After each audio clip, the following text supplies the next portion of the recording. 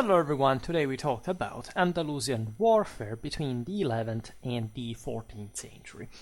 I have neglected over the years Islamic history and warfare, not much because of any particular strategy, but just because the cycle somehow did not produce too much of that. Plus I introduced some extras, some say specials, as I used to define them, that have further diluted things. And aside from, say, early modern, say, Renaissance warfare, especially as far as the Ottomans are concerned, we have, so with the historical regional series, not really gone in depth into the Islamic side.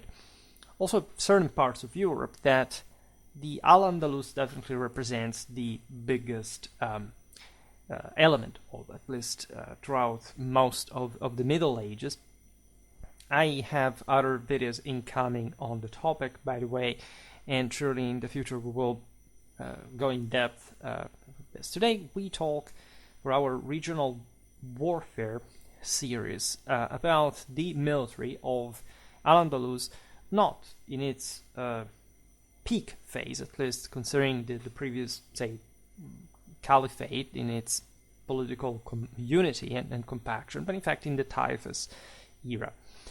So we will not lose too much time into the intro because I, not just made lots of videos on the respective topics, but you know what we are talking about here. Al-Andalus, a term that some even connect with Vandals, but seemingly the etymologies are a bit lost in the mists of history. What this really means in the period that we treat is the area of the Iberian Peninsula that fell under Islamic governance, and that at large had been in fact this pre-existing regional reality within the broader region. The Iberian Peninsula, if you want, is a universe on its own.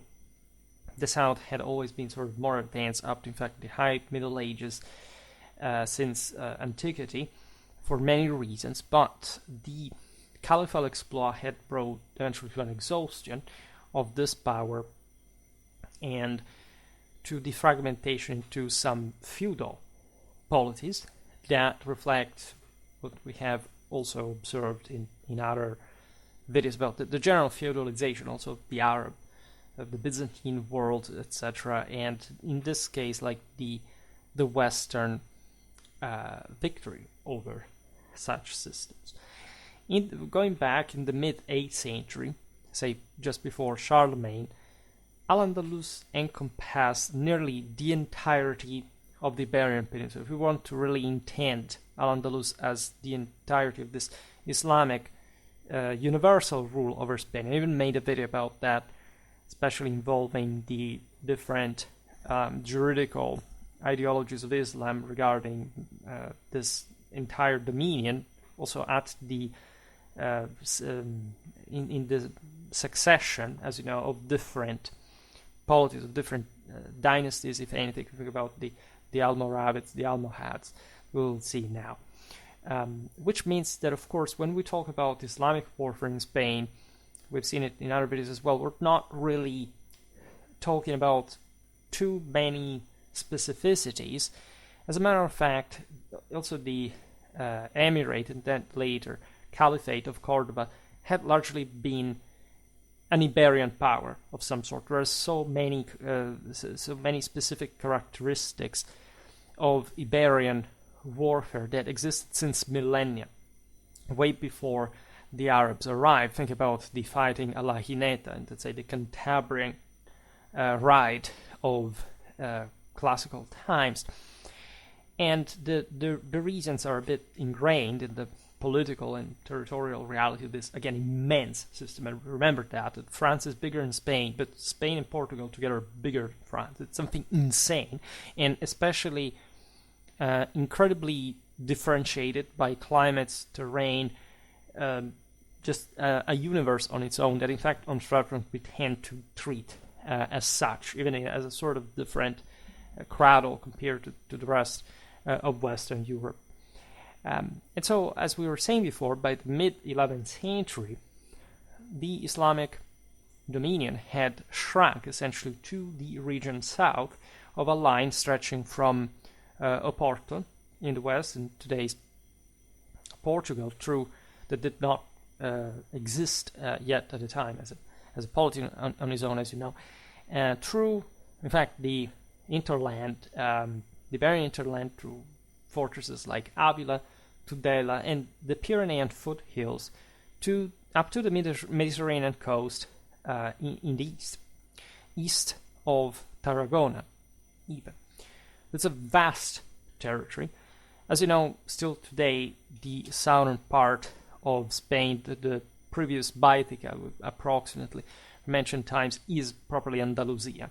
All right, but again, the ecumenic bias ingrained in the caliphal rule of the peninsula had projected this broader empire onto this enormous territory, and even by the mid-11th century, the taifas were ideally part of the manifestation of this.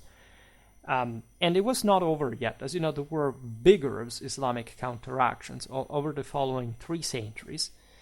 Nevertheless, these were ever more contingential, coming mostly from peoples of the northwestern African hinterland, were quite warlike, Berber stock, but in fact not as civilized as the same Islamic subjects of Spain and the Christian ones in the north, and that basically just reinject an amount of manpower and sort of political guidance for a couple of generations each before getting in crisis once again. This is not to say that the balance of power was to necessarily tilt in favor of the Christians just per se, or that this could be easily predicted. There were lots of Christian setbacks during the Reconquista that, up to the pontificate of Innocent III, were in parallel with, say, the Fourth Crusade, the conquest of Constantinople, would really threaten, in fact, great part of the Reconquista achievements as well. Up to Las Navas, that is the watershed. Like after this was a massive defeat of the Almohads that had successfully, in fact, threatened again the Christian territories, and that are crushed in this major battle that basically opens Andalusia to the Christian domination. In fact, the Reconquista proper does not end in 1492 with the fall of Granada. It ends really in 1212, because from there on, basically all the Islamic powers that remain, also sovereign in their own provincial dimension, are, however, vassals of the Christian overlords that, especially up to that point, had necessarily pursued a policy of overlordship over the entirety of the religious landscape. Christians, Jews, Muslims, the Mudayyars, essentially the Jews, the Muslims in Christian territory, were very big minorities. It's been calculated, I think, that in the Kingdom of Valencia it was up to something like 40%. I made a video about the Mudayyar as a historical unit type. This was a different policy from the later centuries in Spanish history, which, like Islamic power, was practically nullified, also peculiarly the possible, let's say, counterattacks from North Africa still did limit, for example, the Christian naval capabilities around the straits, etc. And that brought to edicts like the one of the Limpieza de Sangre, the forced conversions, and the Moriscos issues, as you know, would go on up to the 17th century, with major uprisings also fueled by the Ottoman pirates along the Iberian coasts. Right. In any case, as far as we're concerned here, because we mostly stop, as you know, with this series around the mid-14th century, it's the Emirate, the Nasrid dynasty, Emirate of Granada, remaining as the last stronghold of Iberian Islam, even though subjected mostly to the major Christian powers of the peninsula. That, however, does take a massive siege at the end of the 15th century to fall, and that also presents lots of very interesting features, including a very intense sort of Western outlook that in part we will hint at today. Naturally, we'll make lots of videos about all this stuff in detail: armies, organizations, battle, tactics, unit types, you name it. Today we just give this broader look at the region because we have never done it from a military point of view before for this period, except in some other videos about the Reconquista in general. So the unified Umayyad Caliphate based in Cordoba, so that would be the Arab for Cordoba, disintegrated into the Taifas already by the early 11th century. Some of these kingdoms had begun asserting control by themselves, autonomously, independently, over different provinces. We are in the 20s of the 11th century. The Taifas were individually dangerous powers, also for the Christians, and each sort of section longitudinally of the Iberian theater, as you know, pertained to different powers there, like the Catalans, the Aragonese, the Castilians, the Leonese. Approximately 14 of these Taifa dynasties existed in the Iberian Peninsula, although many were quickly subsumed by stronger neighbors. The Christians were starting to get the upper hand, made lots of videos about the various, properly the tribute system that was instated by the Christians that routinely pillaged and truly invaded the Islamic territories, also to participate next to other Muslims to this internal clashes among the Taifas that at large went at their own favor. In response to renewed Christian attacks in the late 11th century, the North African Almoravids took control of Al-Andalus and even held sway over the sizable Banihud kingdom of Zaragoza, so very far northeast. This is again a time of overall Islamic strength that technically, even though the Christians are very active in sort of dismantling, still sort of remains as an aura within which the same Christian polities had historically grown. Following the Almoravid decline in the first half of the 12th century, the remnants of Al-Andalus fell under the authority of the Moroccan Almohads. Right, their decline in the mid-13th century, especially after Las Navas, led to the further fragmentation of Al-Andalus, which the Christian kingdoms at this point aggressed by invading it and settling for good in it. There's a lot of very interesting Reconquista military history I will have to explore. In many ways, the Iberian Peninsula is the literal far west of Europe and also of Islam. Do not forget about this at this point in history. And there is something really very colonial, very similar to the fact that the old American West, in the measure in which, for example, many knights coming from many different places from Europe, mostly the West, but also the North, for example, would simply settle on their own as mobsters, into territories that they by themselves, with their own companies, with their own retinues, would simply seize from the crumbling Islamic system. No, sometimes even in moment of Islamic strength, but still in this wide frontier. We've seen it especially, for example, for Portugal, the Algarve, and again, we must do much more about Iberian warfare because it's so important.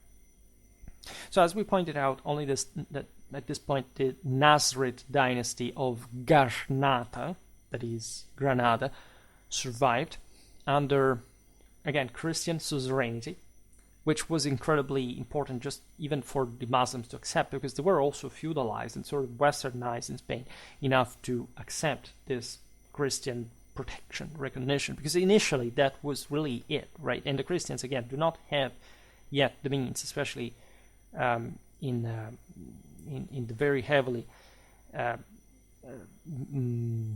mountainous region of Granada really had the possibility of simply invading, capturing, like intensifying warfare. They prefer actually fighting against one another most of the times, as you know, in these centuries. The last chapter of that would end in 1492, at least in a strictly political, territorial, formal sense. Among the earliest and most powerful Taifa kingdoms that emerged in the 11th century were located in regions that once constituted the heavily fortified Tugur, or marches of the Cordoban Caliphate. Right? The Cordoban Caliphate was a heir of the Byzantine and the Sasanian political, statal, and military tradition that the Arabs had subsumed during their early conquests. There is actually few of strictly Arabic, especially in genetic terms. Mostly the invaders had Arabized elites that, in the case of Spain, were mostly like Berbers from the Berber interline. And there is a great trace of that, in fact, in Islamic Iberian warfare. The profile, the outlook of the Cordoban Emirate, later Caliphate, was thus one of, it was similar to the Byzantine Empire by model, the Abbasid Caliphate, with which they also contended this title, the Fatimids, etc. That is to say, a robust centralized state by the time standards. I mean, while Latin Germanic Europe was gradually expanding, but mostly through a feudal glue of sort, and with actually important public and civil institutions and administration in many cases that are very underrated. But say if you look at the core of the Frankish heartland, that's surely a different thing. Also, Baetica was the most Romanized of all the, with exception of the Ebro Valley, perhaps, areas of the Iberian Peninsula. So it was historically the most advanced. The same Visigoths had never really been able to fully control it from Toledo. And I will not digress back in time into the early Middle Ages or before the 11th century. In any case, given the vastity of the theater, the same Muslims from Cordova could not simply control the entirety of Spain, and at a certain latitude they needed to establish, very much like in the West, like you have in the Carolingian Empire, the various marches, still in a similar way, in fact touching the same Christian empire in northeastern Spain. These marches, these militarized districts that were also a bit more feudal, a bit more on their own, were more similar to more influenced by the same Christian Frankish world, and they had already gained this kind of autonomy and mostly being subjected to the Christian tax, so having this fortificatory tradition, etc., whereas Cordoba had sort of the big guns, like the bigger army that could intervene to support this. And there, again, there is all a military history we will hopefully cover for the early and high Middle Ages. As we were saying before, it's noteworthy that many Taifa dynasties had Berber origin. Even before the Almoravid and Almohad rule. Berber soldiers had been predominant in the caliphal armies leading up to this period. Again, most of the army that had invaded the Iberian Peninsula in the early 8th century was constituted by North Africans, Berbers. And this Berber influence, along with impacts from neighboring Christian Europe, is observable in the, for example, simplistic horse furniture and cavalry gear used by late 10th and early 11th century Andalusian forces, because the Berbers were good horsemen at large, but as you know, were a bit lighter in nature. We also talked about these kind of troops in other videos. In any case, they betrayed the fact that they came from a very different cultural background, and actually a much more underdeveloped one than the same Spanish one, not even just the Christian one. But they were expandable. Again, they were cheap, warlike, so in terms of cost benefits, they were good enough and they made good soldiers. This Berber forces were also recognized for their extensive use of javelins and camels for transport. And again, we could descend in the details of this, but it's better be done in the historical military units series. In any case, we already partially looked at this. I can't remember which video I made that was already about this stuff, but we will, again, you will find, if you just check the Islamic warfare playlist, and you will get that. Now, another very important presence in the Andalusian armies of this time are Christian mercenaries from northern Iberia, that, as we've seen, are very aggressive. They just normally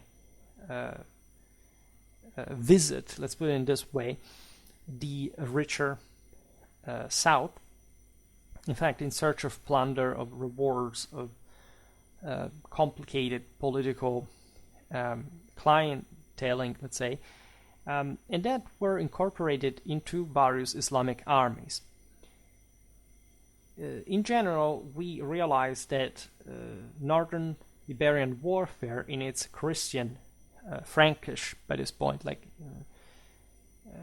profile, culture, was heavier, right? The northern Christian powers were developing a more feudal, compact, sort of elite, professional, drilled, heavy shock cavalry way to war. As we've seen in other videos also about the Christian side, Spain would always maintain, up to very late in time, this lighter bias compared to other Western European countries, with the alla Uneta tactical styles, like in part reminiscent again the Karel Faber, if I'm not wrong, hit and run tactics. The same Muslims used, but that was so much typically Iberian from such a long time. It's true they were on average heavier than their Islamic opponents. However, their equipment shows remarkable similarity to that of the indigenous Muslims of Al-Andalus, because this is what I want to insist on. Andalusia was Iberian, right? It wasn't Arab, it wasn't, let's say, Berber. These were Iberian people, and at large, they were, this was a Western country that had been heavily Romanized, even Germanized. It had historically shared a lot, with other cultures, it's true, but it had always remained more advanced than, say, for example, the persistent North African coastline. And so there was something inherently typical to this world. It was, generally speaking, very Western, very heavy. And so even, in fact, the Christian and the Muslim men-at-arms at large do not look very different, right? The Islamic armies would have had, for political and social reasons, tendentially a lighter bias, but when it came to their, in fact, elite forces, they look pretty much like the Christians as well. You could have easily confused them. Unlike their counterparts in the Maghreb, in fact, the Andalusians did not cover their male armor with outer garments. This would actually happen as well. I've at least read this. Nicole says that, for example, but I don't believe it more than much. There were all across these worlds different ways of, let's say, covering yourself or not, with padded armor, for example, on the outer side. In any case, at the beginning of this period, the surcoat, as we see mostly affirming completely by the 13th century everywhere, had not yet been adopted by the Andalusians. Their military gear closely resembled that of other southern European regions, although their tactics, as we were saying, were more similar to those from the Islamic world, but in fact, before the Turkish influence of Central Asia that had spread from the Middle East. In fact, again, these areas had been the ones of Islam that were more distant from the Turkish influence that is present.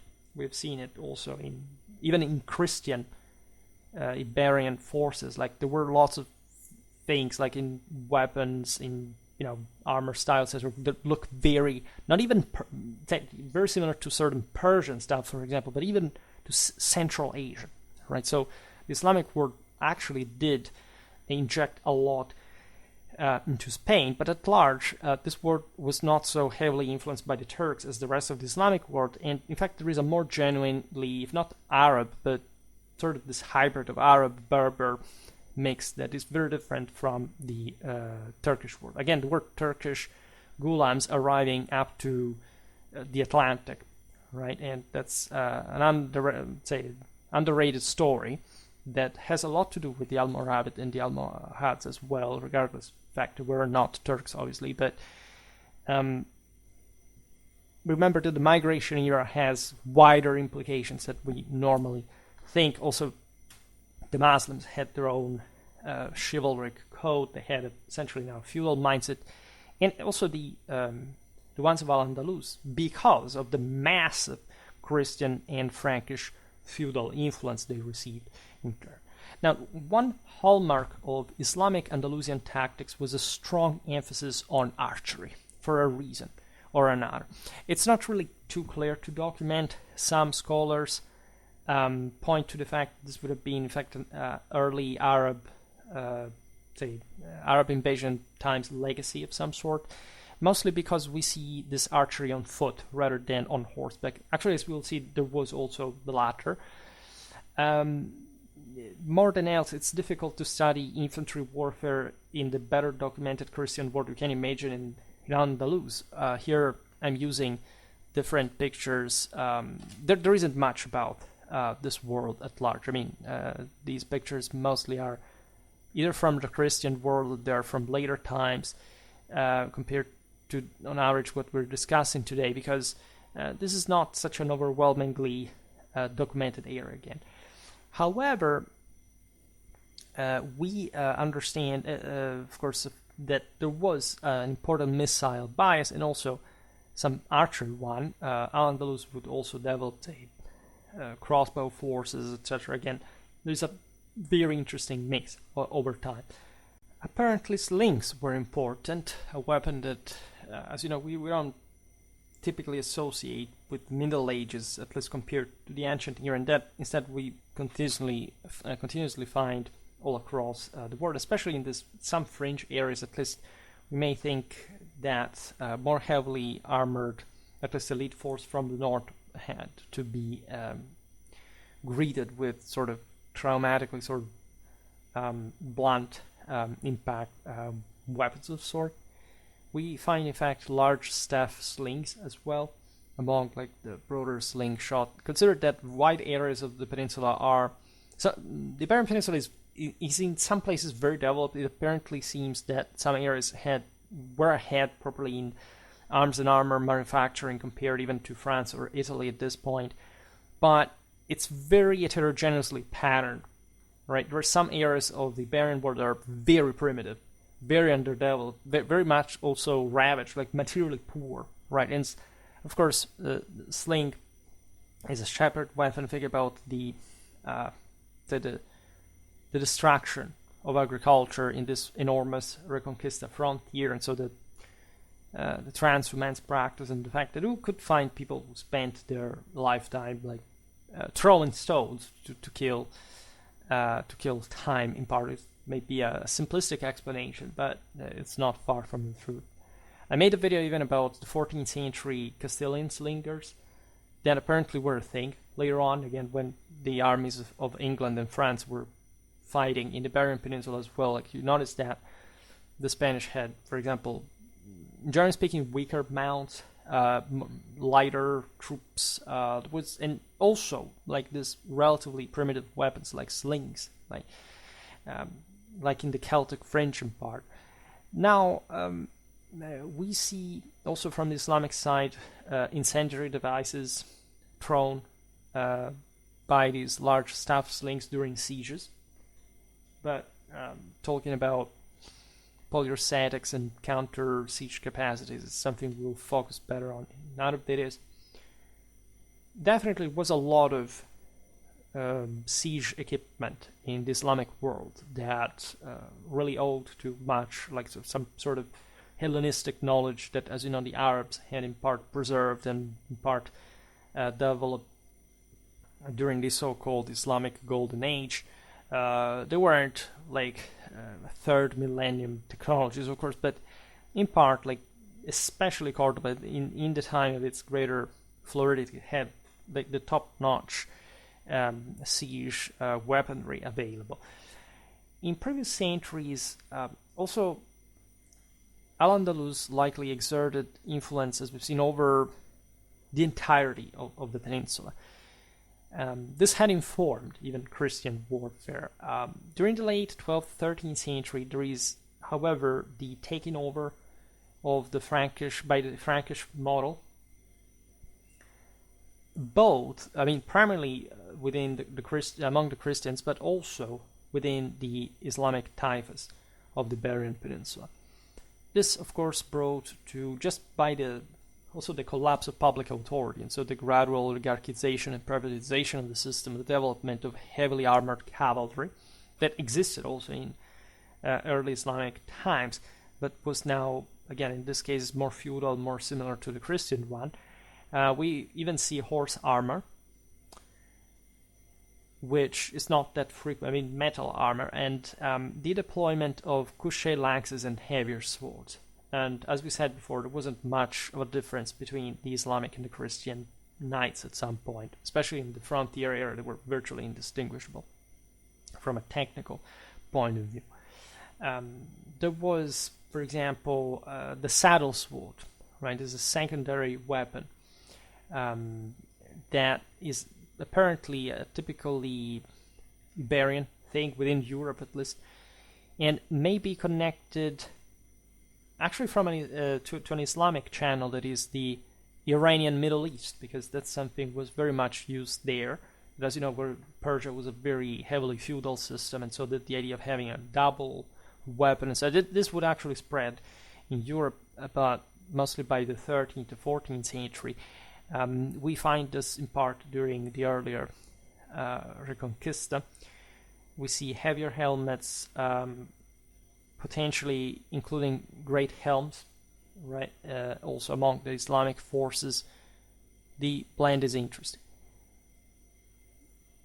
Even when the Reconquista is over, except for, at least if we're talking about an actual conquest, the Emirate of Granada, there are Christian mercenaries in fact, in that case, Nasrid service, for example. This kept influencing the local Islamic military culture.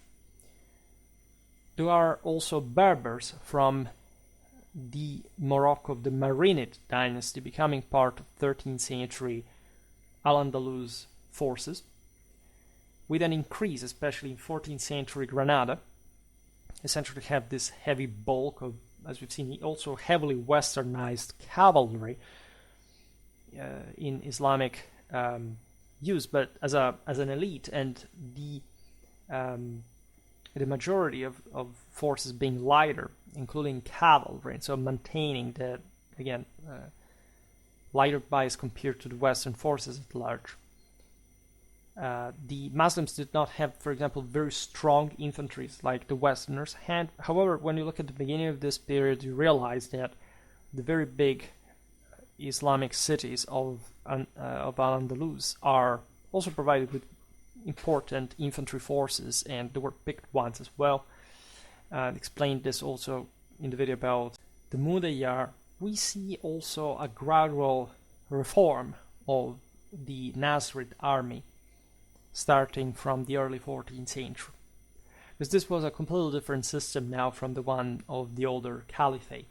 Right? It was a much bulkier, concentrated state influenced by the Westerners. They traded extensively with the Genoese. They had some, again, very interesting outlook. Where, remember, these are actually Spanish people, right? There is much about the same feudal culture stemming from, again, earlier Arab Visigothic times, that even people that are Muslim are actually, even from a genetic point of view, like they're carrying from a much earlier local reality.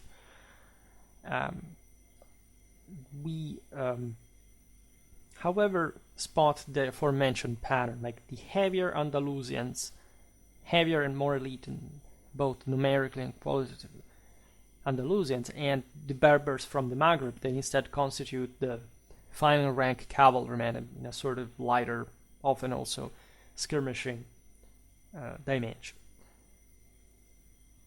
Mostly, the Emirate of Granada is influenced by Castilian military culture because that was the closest one, the bigger, like the more powerful one in the entire peninsula. It was heavily feudal.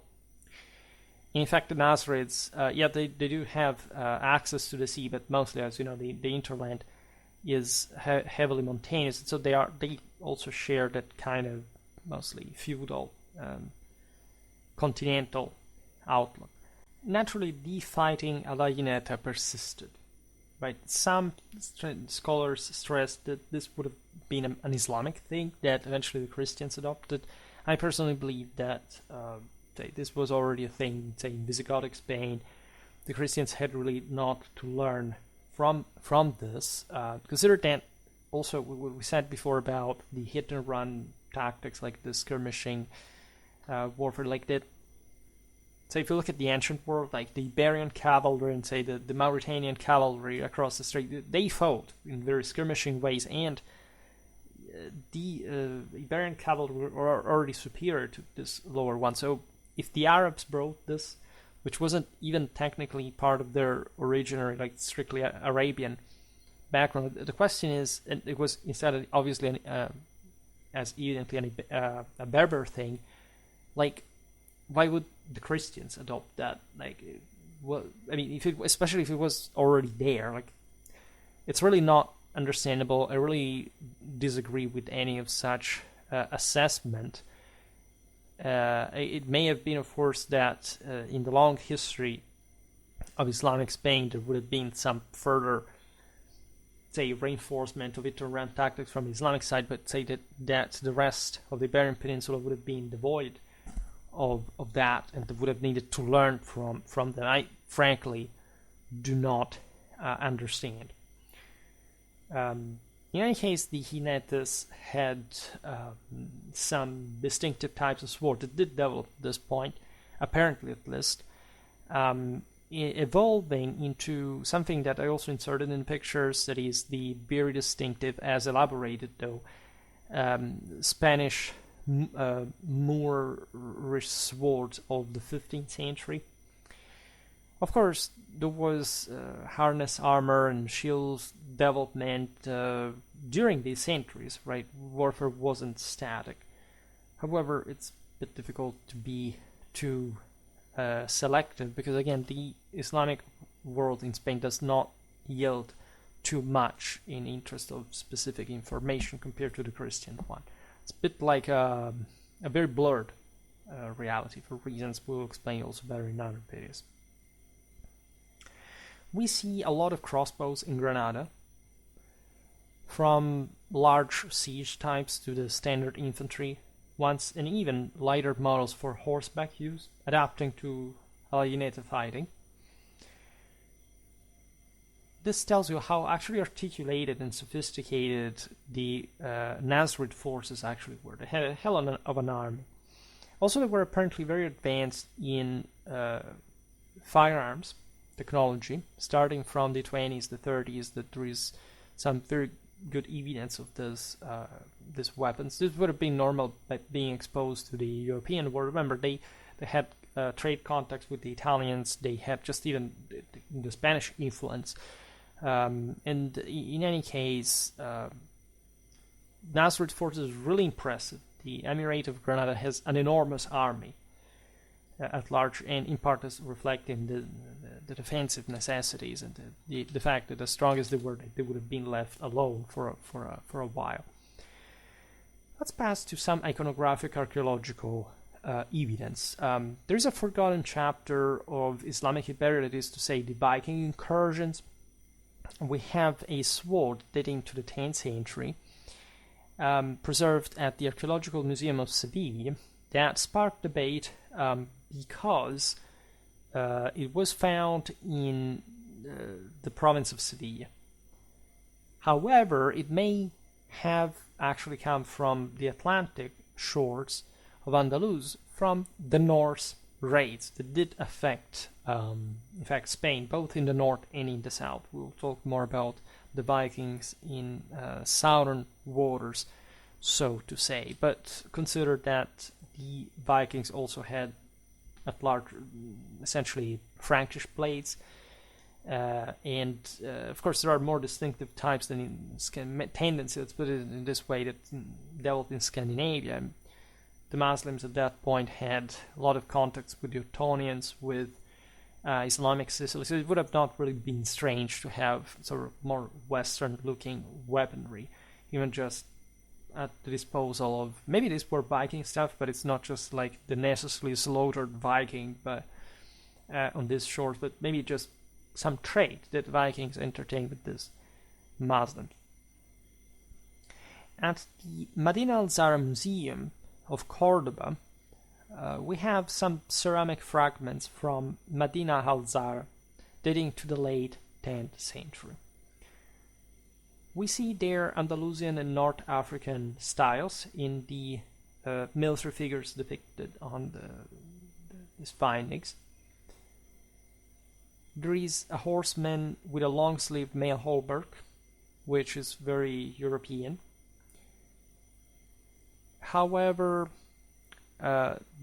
it could be like a heavier kind of armor stemming from maybe some Middle Eastern, Persian influence. In fact, if you look at 10th, 11th century Europe, you realize that the male shirts were normally short-sleeved. So there were longer sleeves, but this, again, heavier element, especially the earlier we go in the period here, may have actually come from that Persian, Turkish influence that Spain did have. Right? Spain did entertain very intense connections as far as Yemen. There were different schools connecting, especially from different corners of Islam, that really had a lot to do with even different views of the world and warfare practice. The rider has also a large round shield, holding it on his arm rather than his hand, which also would point in this case to some kind of European imagery, because, as you know, especially heavy cavalry had at this point but more enveloping shapes. Rather, the same guy is likely shown gripping a spear, and atop his head we see a round helmet, potentially embellished with a crest or comb of some sort. You may never know where this stuff comes from, because they may be artistic license, let's say, but surely there may have been, I don't know, migration era, Roman era, Viking influence. It depends. Like, certain things were shared across Europe far and wide, especially at this age, before other type of helmets, especially the conical ones, taking over. Like, we're talking a lot of Spangenhelm designs still around. Remember that Al-Andalus is very well internationally connected, so all kind of influence could have occurred. Actually, a lot of very good craftsmanship was present in Cordoba. There are similarities, by the way, between this helmet and a two-piece design present between the 10th and 11th century southern France. We see also a pronounced nasal guard, which, albeit crudely depicted, may procure the more typical nasals of the aforementioned conical helmets in early 12th century Christian, especially Spanish art, that would have particularly pronounced it. So there are similarities between the Andalusian warriors of the 10th and 11th century and the Christian counterparts of the same time, which is reinforced by documentary evidence. There is another figure using a recurved bow, which is pretty much typical, as you know, of the Mediterranean at a point like in late Roman, or also in the earlier empire, like especially in Byzantine eras. Remember that these areas had been controlled by the Byzantines for a while, during and after Justinian's reconquest. So we can't know whether this is like a composite influence from the renewed steppe wave coming with the Turks, at this point the Seljuks, etc., or previous Turkic gulams, or it had simply survived, like it did, for example, in southern Italy, in other places that had especially been influenced by Byzantine warfare. And the Arabs also had this kind of composite, so it really depends. Then at the Archaeological National Museum of Madrid, we have a carved ivory box made in Cuenca, right in the mid of the 11th century, so the moment which the typhus were now fully affirmed, representing a huntsman, right? What strikes you is how in the typhus period the Andalusian art is somehow coarser than in the previous period. That shows you the civilizational collapse that does occur at different times in this public shrinking, let's say, and decline. We see, however, some neatly distinguishable figure to a degree. A guy wears mail beneath an outer tunic. We do not know, however, whether this may have been another sort of padded armor, somehow difficult at times to distinguish again from the coarse art. We see bows, some with angle ears. They're very curved, so again, they're composite.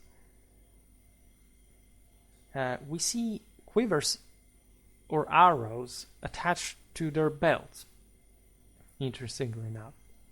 Of the various layers of garment that are depicted in worn by these figures, we can surely hypothesize the likelihood of padded, kilted, or also mailed armor combined, as it would have been also common in other contexts of the period. This is relevant because we have seen, in the Byzantine world, there could be even literally 3 layers of mail just for the Nicephorian cataphracts, but something similar would have been present in smaller size also in Al-Andalus. And imagine 3 of that plus padded armor beneath and over all this. So literally 5 layers of protection for the torso, normally covering also the thighs normally and so on. Then we have this other carved ivory box made in Cuenca representing huntsmen, preserved, however, now in this case at the Archaeological Museum of Burgos, coming from the treasury of the monastery of Santo Domingo de Silos. This dates to the beginning of the 11th century, that we are around 1026. This is a slightly better iconographic source. We see a bundle of arrows rather than a quiver in an archer's belt. There is a horseman wearing some kind of garment and wielding a straight, slightly tapering sword, which would connect it with Western, like properly Frankish warfare, like for anti-armor purpose. He has a large ornate round shield as well. So you see the kind of, considered at this point, like we're talking the beginning of the 11th century, even in Southern Europe, this is very affluent. Material culture is very primitive in many ways. And so even this kind of characteristics are an enormous deal, especially especially even more at this point, not really a feudal reality. This is actually from northern Spain more, but so the more frontier militarized areas, and you see here probably a hybrid, what you would have seen from both sides of the island among these border marches. We see a third huntsman as well, having a short-sleeved mail hauberk, quite likely, worn over some sort of striped garment. which would point to the fact that the latter type of, say, cover is not really mail, but it's perhaps kilted armor to just even absorb better the hits. You know how that works. We will make a video about padded armor in general. Then there is the pila, this carved marble basin from a palace dating back to the 11th century. It's preserved at the Archaeological Museum of Xàtiva in Spain. Not sure I pronounced it correctly, however. And this is really a masterpiece of Islamic Andalusian artistry. In fact, it's an unmatched source, showing us very beautiful imagery. We see type of headgear, which may be a segmented or fluted helmet with a neck guard or aventail, so some sort of cap. What is interesting about this design is that it looks dramatically similar to a silk-covered leather cap recovered from an 8th, 9th century grave in northern Caucasus. We do not know, of course, how this may have ended up there. But we know, for example, from some statuette guards from the mid-8th century Islamic Umayyad palace at Kirbat al-Mayfar in Palestine, that this headgear may in fact have been common in the Levant, right, in the Near East, in the Caucasus, maybe even in the Middle East, so that may have been the actual bridge. The horsemen depicted wield long, broad-headed spears in combat. This is interesting because it would point to some sort of more, say, cutting, like, a capacity rather than a destructive one, but even just the side of the blade can be important in that case. They are wearing turbans. It's possible that this iconography actually dates to some later time of the artifact. There could be some North African influence in the fact that, for example, the turbans cover the riders' faces, some sort of Almoravid veil that, as we've seen, was somehow typical of those Berbers from the Sahara. It was at least adopted properly also by the other Atlas people and beyond. We do not know exactly, but this picture could simply show like some later Almoravid rulers, right? So not really dating to the early part of the century, but the latter. We have also some weapons, for example, at least parts of them, a damaged spearhead, in this case originating from the region, dating back to the 11th, 12th century. It's difficult to date. This is preserved at the Archaeological Museum of Granada. It has wings. Also, there's a uniquely fluted design on the socket, and it likely has some early medieval European influence. You know that these weapons were used also against animals during the hunt, but you know the wings they let are very important because you don't want the spear to enter the body of the enemy that can sort of climb while he gets pierced through and has nothing to lose anymore. Or the weapon can remain stuck inside of him, so that's a problem. Say most parts of the human body, like if you enter just a few centimeters in depth, you cause massive damage to vessels, and that's enough to kill an opponent, but not on the spot, and so that's why also you want to keep him at some distance. When we looked at Egyptian warfare of this time, we analyzed the Ser Seliman shipwreck that contained probably what was a diplomatic gift that remained on board when the ship sunk, containing spear types that are similar to the, at least in the head, in fact the damaged evidence we're looking at now, that may have been just part of the broader European Mediterranean landscape, also beyond that into a more distant Islamic world. And so there aren't also at this point too many ways to make a spear. Then we have an ivory sword hilt from Cordoba. We do not really know when it dates to. It's within this period at large. Also, we do not know what it's now. It was preserved by other works, and it's interesting because it has a very intricate carving. It may be a ceremonial sword. I mean, there's this notion that ceremonial weapons were not used in combat because they were so expensive and whatever. I mean, yes, patrimonially you may calculate that, but if they are real swords, meaning they're not just oversized or whatever, like, they would have just been good as swords. Possibly, the fact that it's a ceremonial sword, but it's a very attemptive hypothesis, really, may point to an earlier date of some greater time of fast of the Cordoban world at large.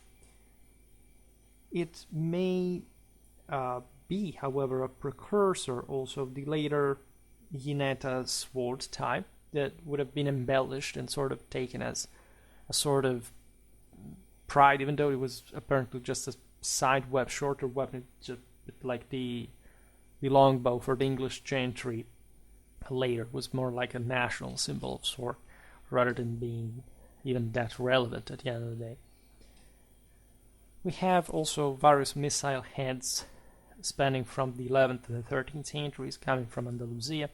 There is really, as predictably, nothing special with these, except we understand there was an important degree of mass production, such armaments which would have come from, especially in the earlier period, from substantially well organized and infrastructurally served armories, shops, etc., reflecting a great deal of wealth of advanced material culture at large. Then, of course, this system, as we've seen, collapsed. What is interesting about the Cordoban Caliphate is that they sort of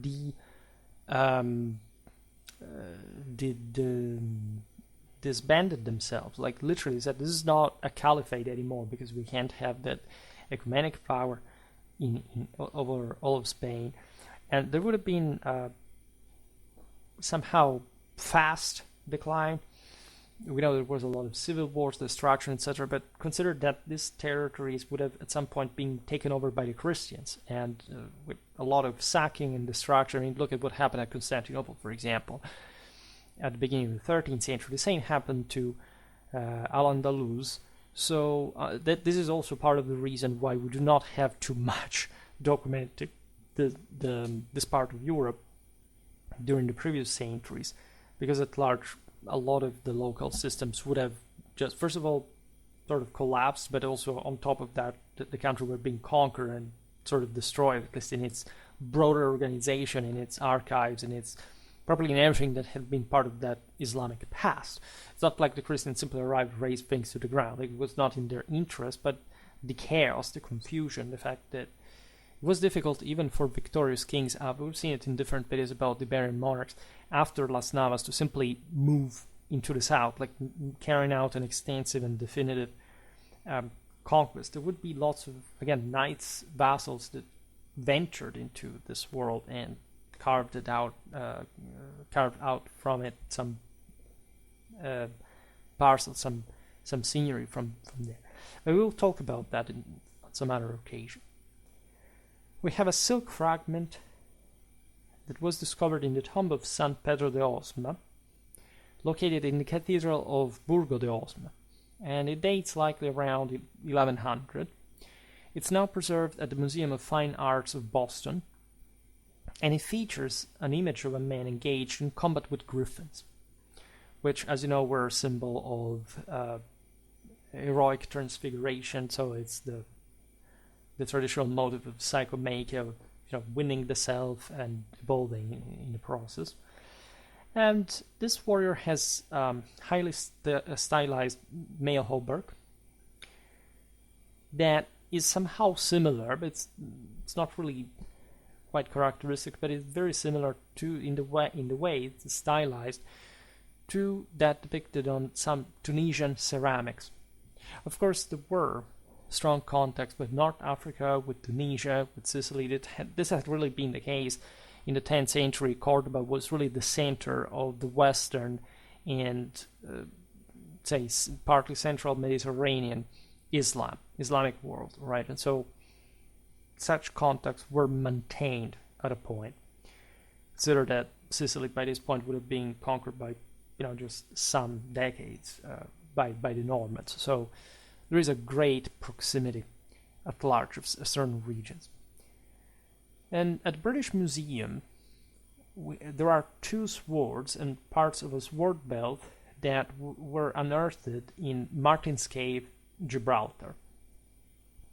They date to the mid-12th century, and they're likely or Iberian or North African. They have like a great archaeological value. A sword has straight quillon, one curved ones, locket and shape from a scabbard of the curved quillon sword are also relevant. We have an enameled bronze plate, probably came from a sword belt, and bronze strap end from the sword belt. It's really one of the few archaeological finds about Andalusian combat, say Andalusian weapons. It can tell us about the local fighting styles.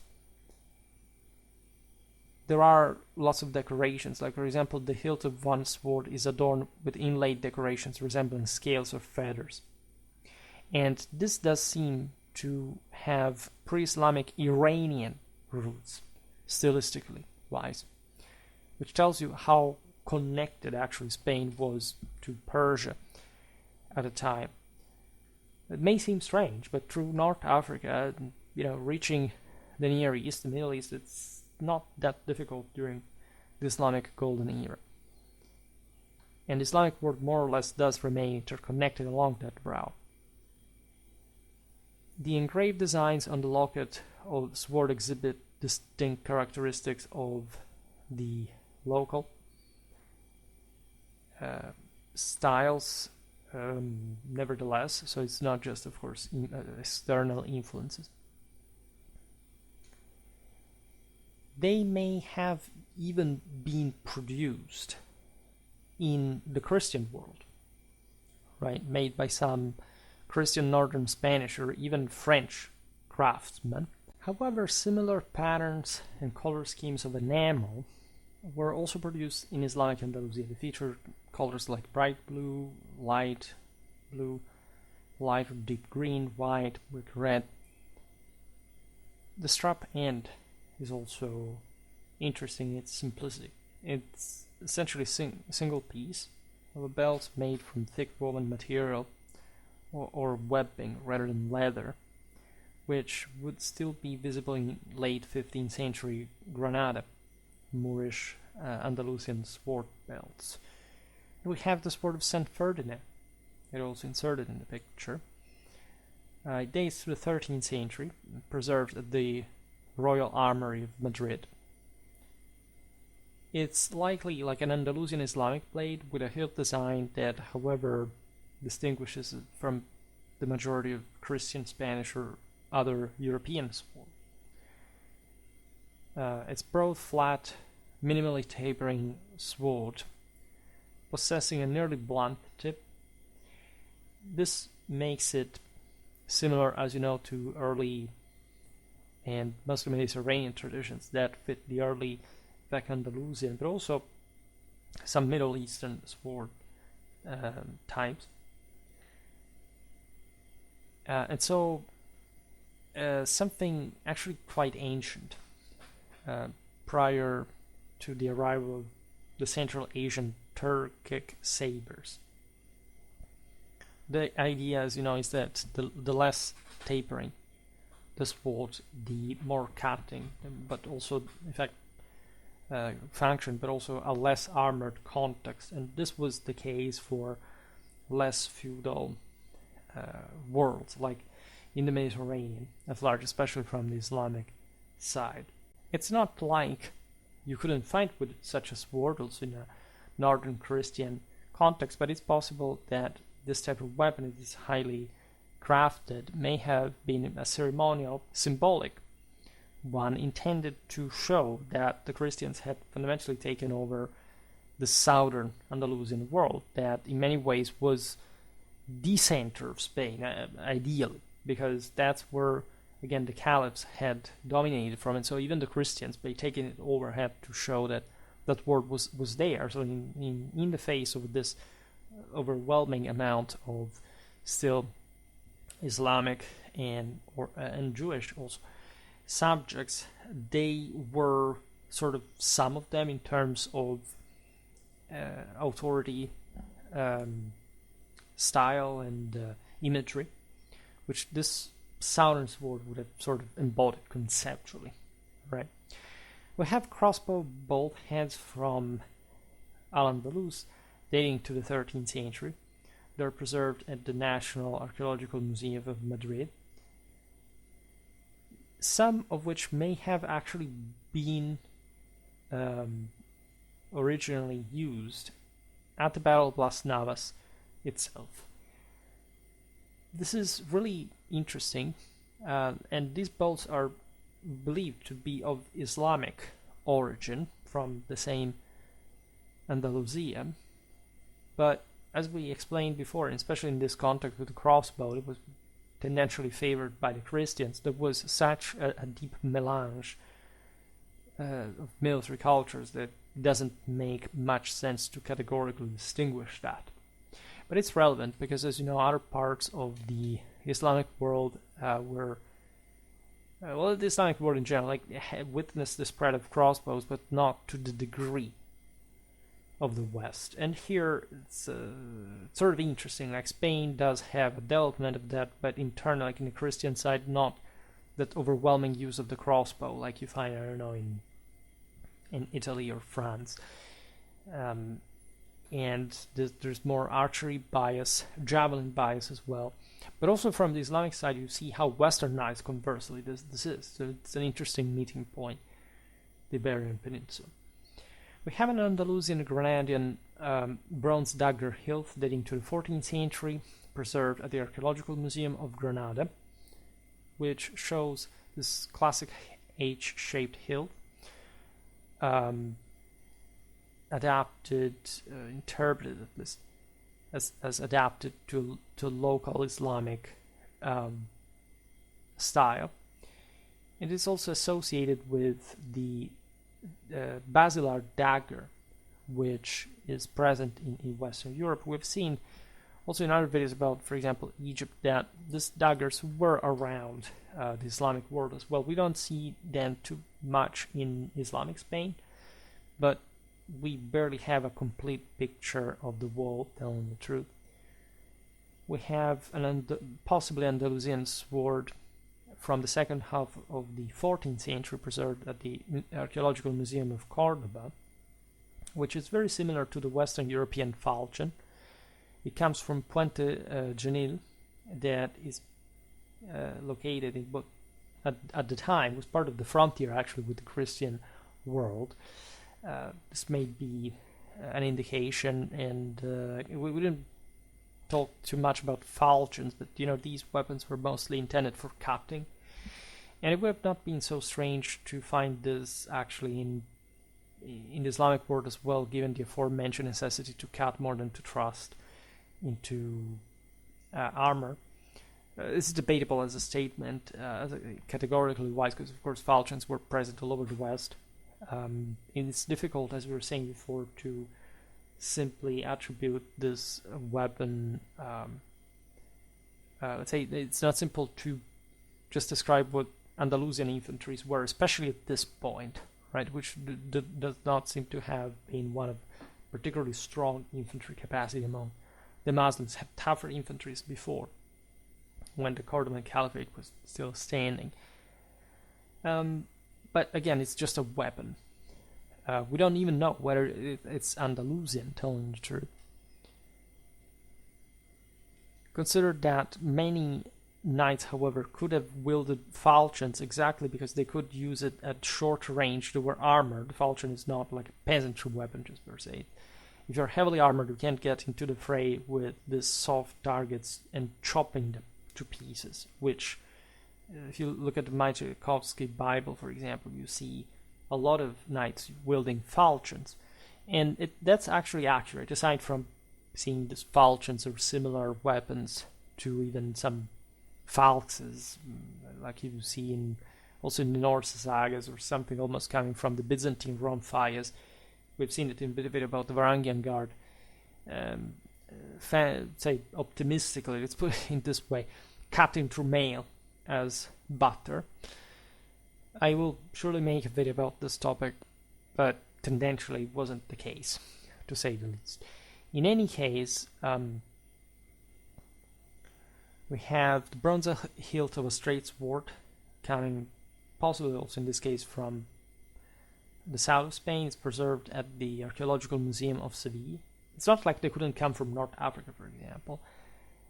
It dates to the later Middle Ages, 14th, 15th century specifically. It has an Arabic inscription on one side, which looks somehow worn and even distorted. It's possible that this sword was crafted on the Christian side of the border again, while still reflecting an Islamic design of some sort. It has a cast bronze grip surrounding the iron tag, which would have been more like the traditional way. Oh, then there is a picture that I also used here. That are the Andalusian wall paintings of the Torre de las Damas in the Alhambra Palace itself in Granada, dating between, say, the second quarter of the 14th century and the 60s of the same, depicting an army on the march and encamped without the actual ensuing battle taking place. It actually shows a very meticulous degree of late Islamic Andalusian military gear. Unfortunately, the frescoes are partly damaged, so we can't fully see everything, but they're really nice pictures. They're very difficult to find online even. I have found some on Wikimedia comments, part of it on Wikimedia comments. There are these guys on horseback following one another.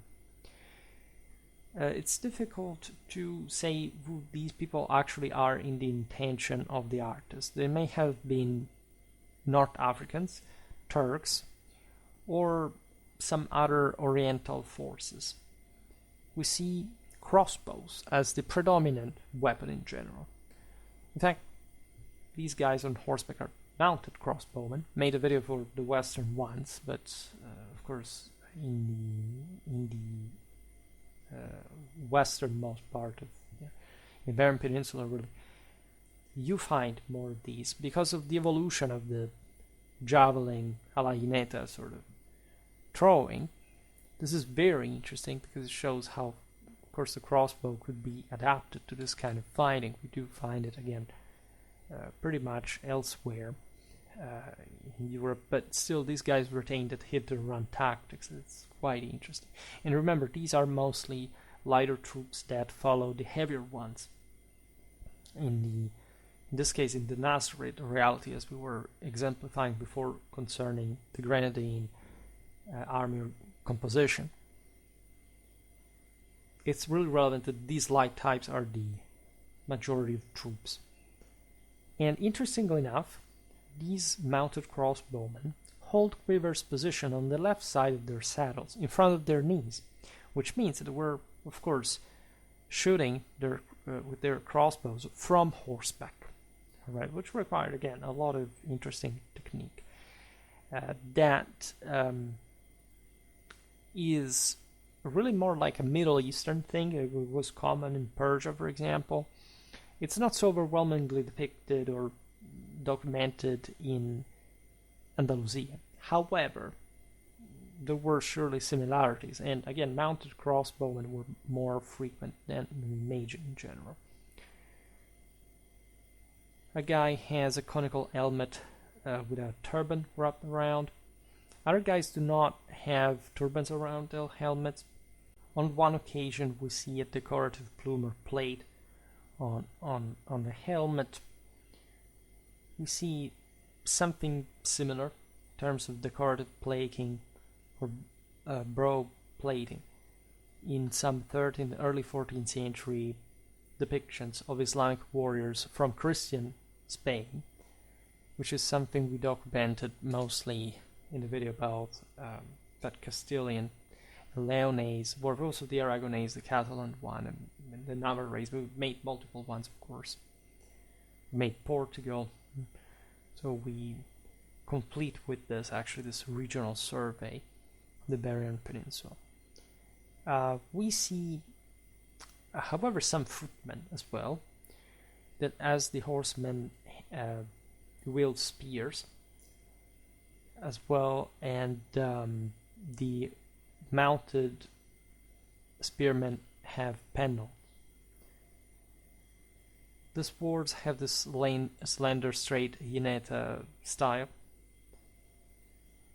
There are adarga shields, so the iconic kidney-shaped leather shield of North African origin that would have stemmed in turn from the Arabic term daraka etymologically, but we're not sure. We'll talk more about the adarga. The Christians used a big deal of that in their lighter Hineta cavalry, which of course shows how these guys could get into hand-to-hand combat, especially against other Hinetes for that matter, but not only. Mostly to chop, though, because apparently that was more common. Consider that the Muslims did fight against one another a lot, even within the Emirate of Granada. This was a thing. Like, it's not that we're just waiting the Christians to fight. Every reason is valid, at least to enact violence. We see as armor some sort of short-sleeved male hauberk or even jerkin. We not fully know. Like, there is then another type which is apparently, at least, lamellar armor covering torso but also part of the abdomen. This may be the famous shavshan that is mentioned in Andalusian literature. We see head clothes of some sort worn underneath the helmets. Some riders have mailcoif or aventails. The latter is apparently the more likely option. Consider that, well, this is maybe too stretched, but aventail was becoming a big thing in the Middle East, right? And among even the Mamluks, mostly because of the Mongol influence, and maybe that the Nasrids were adopting part of this as well, just like in some parts of North Africa. Then we have also one of the more beautiful but also stylistic images that I used here, multiple pictures, that are the painted leather ceiling figures of the Sala de Justicia of Alhambra, of course in Granada. Now the point of these figures is, first of all, they look very white.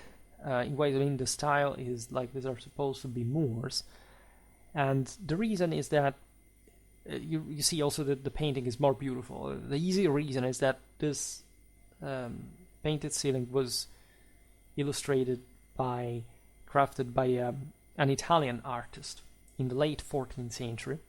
You can see there the more, I mean, we've seen plenty of Italian artistry from Italian military historical videos of the era, and of course Italians had a very let's say refined Apollonian sense of art, and they have lots of blondes in their art, etc. So here even the Moors in part become that, because it's an ideal representation. It shares some sort of our broader Western European artistic traits in this style, and we're not even sure it's from an Italian specifically. And it has especially these Hineta style swords, but for what appear to be leaders, some sort of higher figures. And it's interesting again that we pointed out before the connection between the Nasrids and powers like Genoa, for example. And so here there is an interesting self-depiction of the Moors, but by a Western author. We see this very close resemblance of the actual Hineta style swords represented on this ceiling. There is one curved, however, which may be part of the painted leather distortion occurred, and we do not understand so much better, but we see sharply downward curving quillon as top ornamentation over the scabbard. And again, it's pretty much it. There's no armor, it's just clothing, but the swords are really interesting. We have some ceramic plate, likely from the same Alhambra of Granada, dating to the 14th century, now preserved at the National Archaeological Museum of Madrid. We think that it's really from the Nasrids, and it shows essentially some coat of arms, right, as architectural embellishment.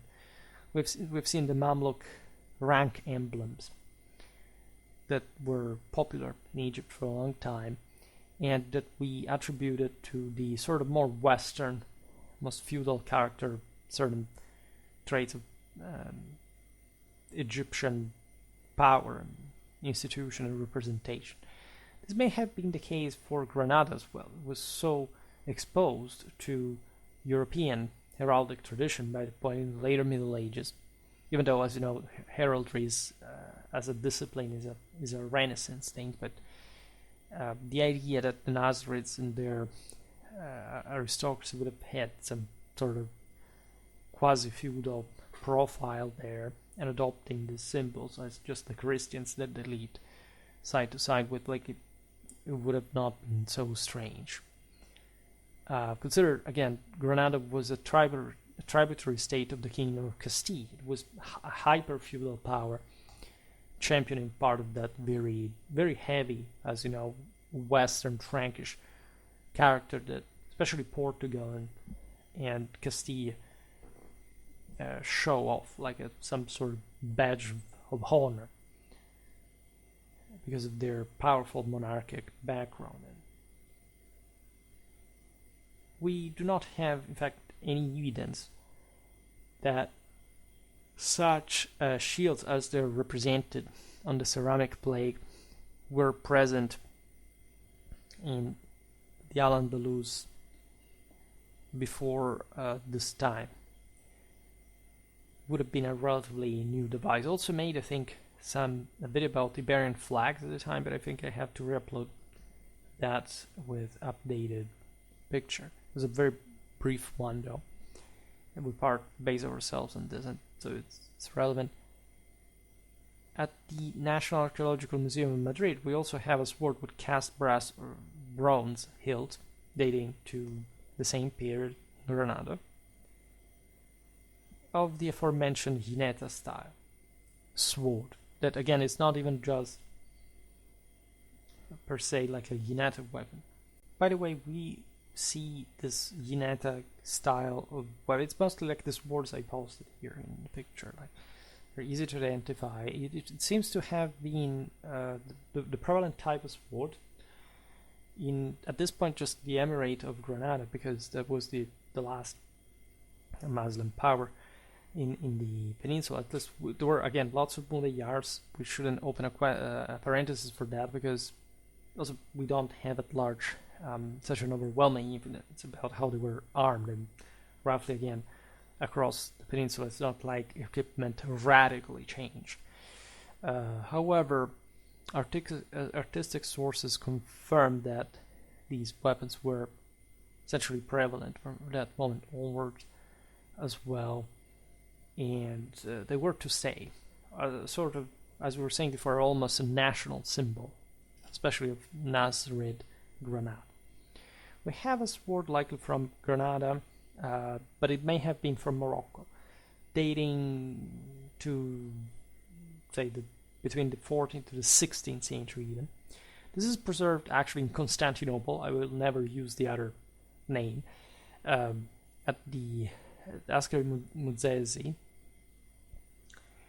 And this is one of the two preserved, by the way, at the Turkish Army Museum of the Andalusian swords of Andalusian tradition, this Andalusian blades, right, mirroring this idea of the Al-Andalus. They're both elaborately decorated weapons, and one is entirely crafted from silver, which of course is something a bit different from what would have normally been used, to say the least, as a weapon.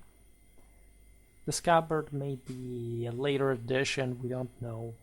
I don't think it may be original, but well, no, I don't think it's even likely to be original, but it's surely, in fact, not older than that. There is also the so-called sword of the Banu Ammar, that it's either from Nasrid, Granada, or Morocco, dating more or less the same period, and we're talking in the same museum. It's adorned with red velvet, wrapped in silver wire. It has pierced silver fittings. Some scholars say that it can be as early as the late 14th century as a weapon, and there is a great debate around this, to say the least.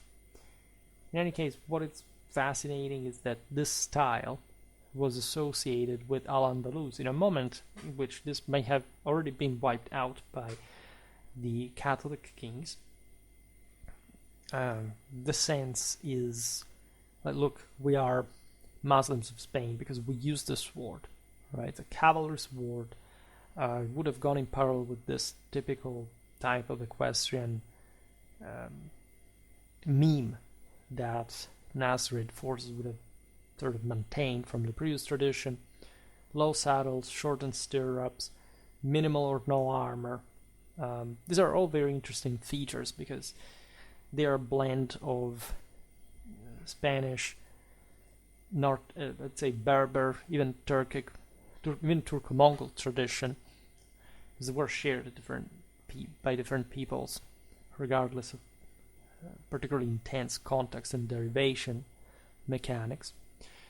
Finally, we have a dagger of the so-called ear dagger style, which was forged from a single piece of iron, and it dates to the late 13th and early 14th century from Granada. It's preserved at the National Archaeological Museum of Madrid. It's interesting because of how early these peoples would indulge in this kind of experiments, right?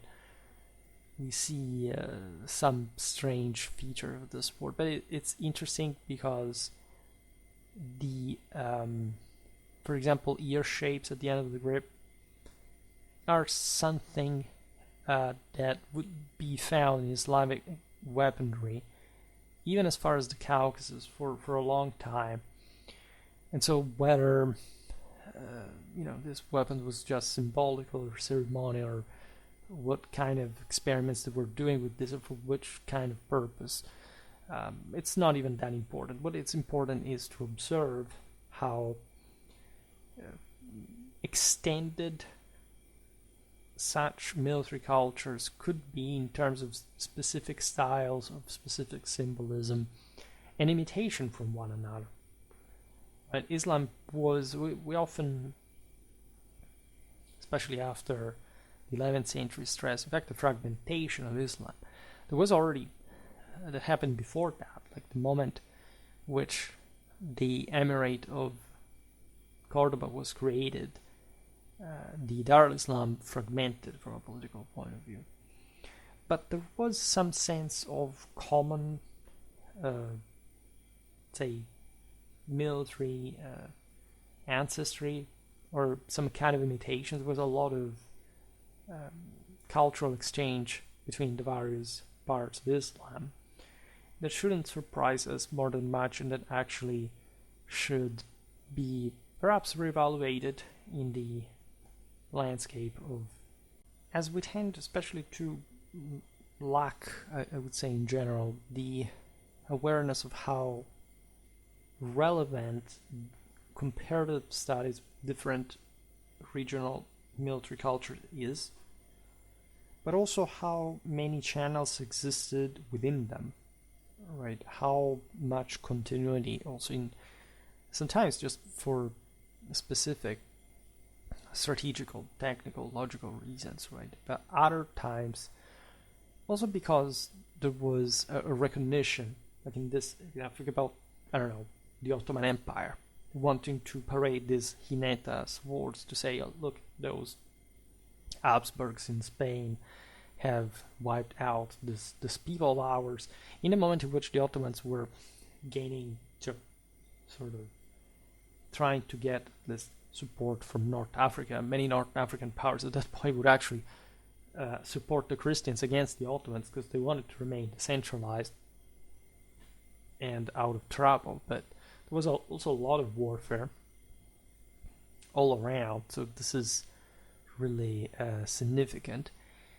We will surely see this better also in other videos, because you see how everything intertwines. By the way, I won't make spoilers specifically, but we have a substantial amount of Islamic warfare incoming.